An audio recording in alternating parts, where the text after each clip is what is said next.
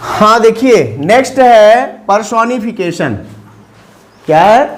Personification, मानवीकरण। मानवीकरण नाम से ही स्पष्ट है। यदि आप इनके नाम को सही से समझिए, क्योंकि मैं बार बार कहता हूं, किसी शब्द की व्याख्या और किसी शब्द की परिभाषा उसका पूरा अर्थ क्लियर कर देती है। कमजोरी कहाँ है? सारे विद्यार्थियों की एक कमजोरी कि वो किसी शब्द की व्याख्या या किसी शब्द की परिभाषा जानना नहीं चाहते। वो डायरेक्ट उस शब्द को लिखना और पढ़ना जानते हैं, उनका क्या मतलब है इसे कोई मतलब नहीं है।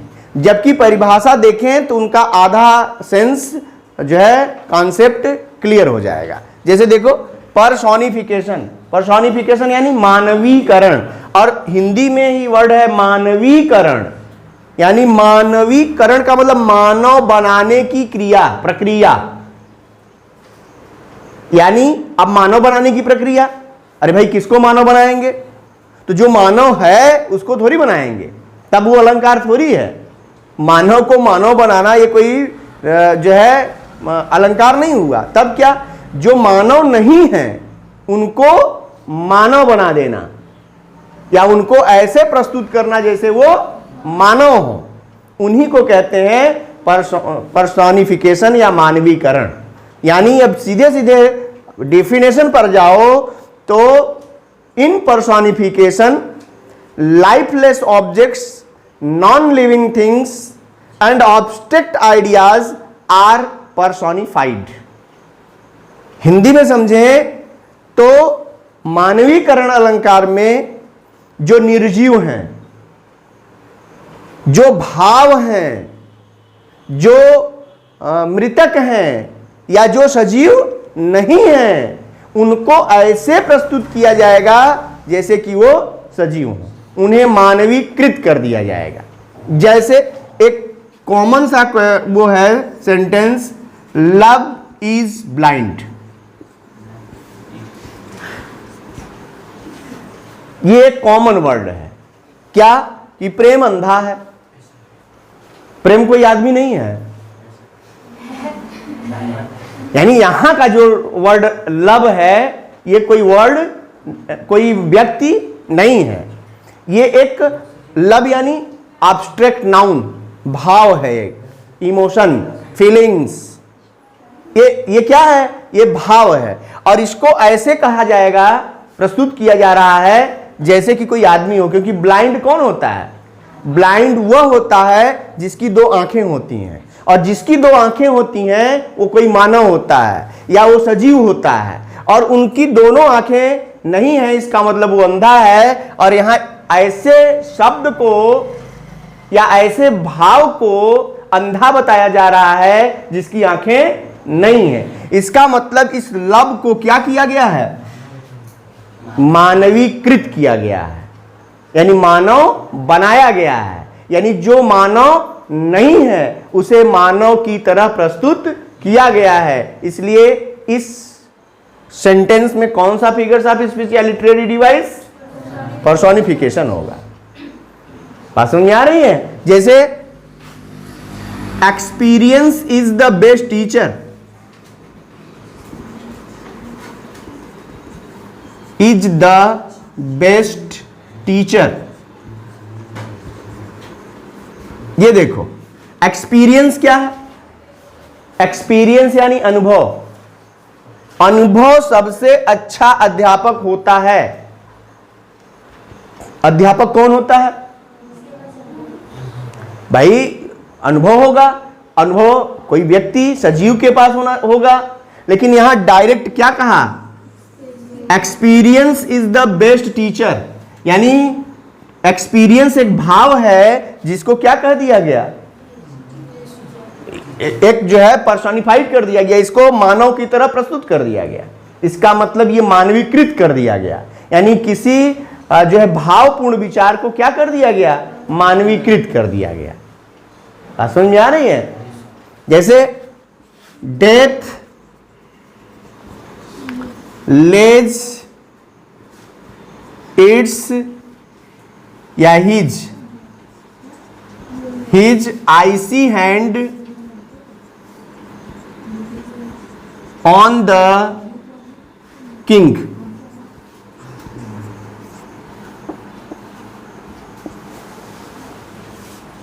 इस लाइन का अर्थ समझो। डेथ माने होता है मृत्यु, लेज माने फेरता है, हिज आइसी हैंड यानी अपने ठंडे हाथों को, ऑन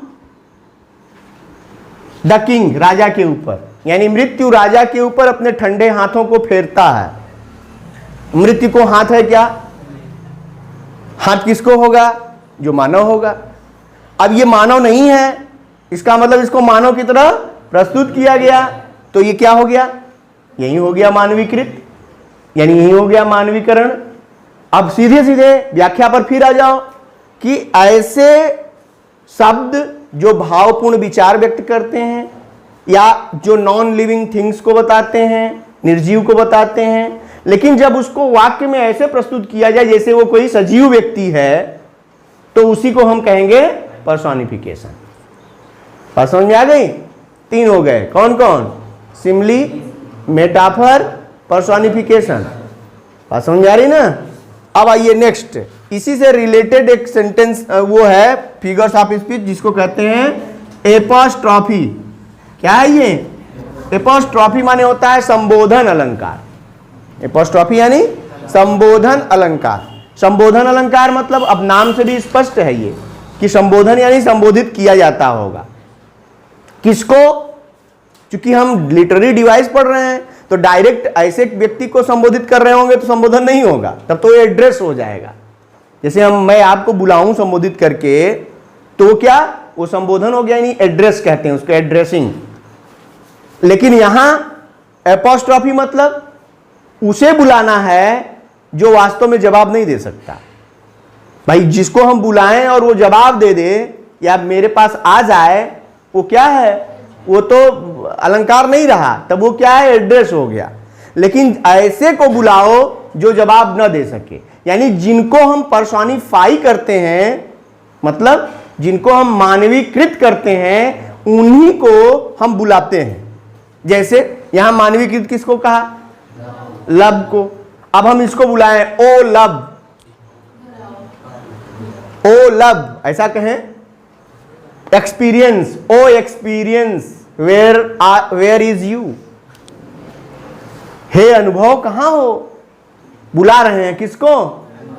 यानी जो रिस्पॉन्स नहीं कर सकता, जो मानवीकृत किया गया है।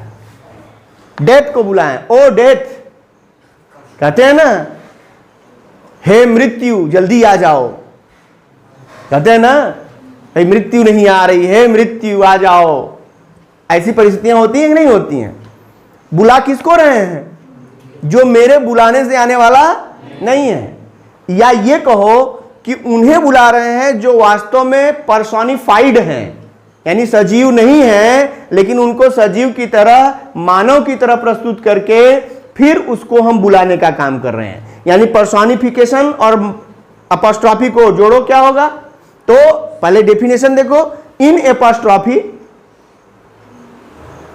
personified objects are direct addressed, यानी एपोस्ट्रॉफी में पर्सोनिफाइड जो किए गए ऑब्जेक्ट हैं, वस्तुएं हैं, मानवीकृत की गई जो वस्तुएं हैं, उनको डायरेक्ट एड्रेस किया जाता है, सीधा संबोधन। और वो रिस्पांस नहीं कर सकती, उन्हीं को एड्रेस करके बुलाया जाता है। जैसे अभी हमने बताया, देखो यहां लब को, एक्सपीरियंस को, डेथ को यदि हम क्या करें? संबोधित करके बुलाएं, तो वो क्या हो जाएगा? वो एपोस्ट्रॉफी होगा। एपोस्ट्रॉफी क्लियर ना?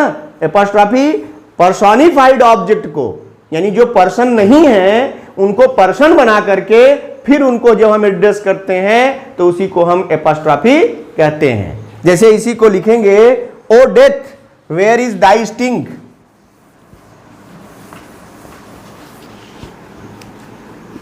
O death